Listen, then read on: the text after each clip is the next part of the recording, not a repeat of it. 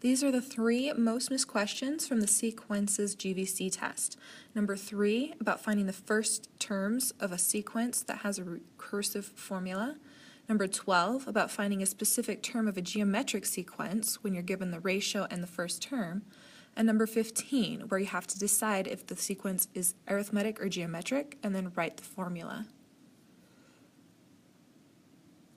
On number 3, we have to be able to read that recursive formula. We know that A1 means the first term, so the first number is 11 in our sequence. The next part of the formula, an equals 3 times an minus 1 minus 21, means that any term is 3 times the previous term minus 21. Remember, an minus 1, that whole part in the middle, means previous term. So in order to find the second term, we have to do 3 times the previous term minus 21. The previous term, or first term, is 11, so that's 3 times 11 minus 21, which equals 12. So the second term is 12. In order to find the third term, we have to do 3 times the previous term minus 21, which means 3 times the second term, since that was the previous term. We're going to do 3 times 12 minus 21, which is 15. So the third term is 15. To find the fourth term, we have to plug in the third term, and then we would solve and find out 3 times 15 minus 21 is 24. Remember, the recursive formula means you have to plug in the previous term to get the one you're looking for.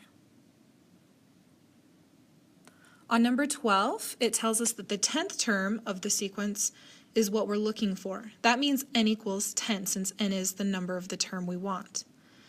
It also tells us this is a geometric sequence, so we know we can use the formula an equals a1 times r to the power of n minus 1. Remember, a1 stands for the first term, r stands for the common ratio, which they give us in this formula. The ratio is 1/2 and the first term is 3.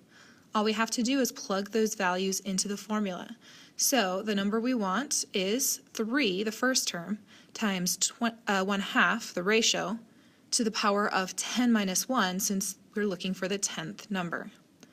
We would go through using order of operations to simplify the exponent. 1/2 to the power of 9 is 1 over 512. Multiplying by that 3, we get 3 over 512. That's the 10th term of this sequence. Number 15, we have 2 different sequences that we have to decide if they're arithmetic or geometric, and then write the formula for the nth term. That means the explicit formula. Remember, whenever it asks for a formula, that means the explicit formula unless it specifically says recursive. The first sequence starts with -5, so that's our first term, and then it subtracts 3 each time, which is our common difference, meaning this is an arithmetic sequence. So we are going to use the arithmetic sequence explicit formula. an equals a1 plus the difference times n minus 1, in this case -5, our first term, minus 3 times n minus 1. The second sequence starts with -6 and multiplies by 4 each time. This is geometric since it's multiplying, so we're going to use the formula an equals a1 times r to the power of n minus 1.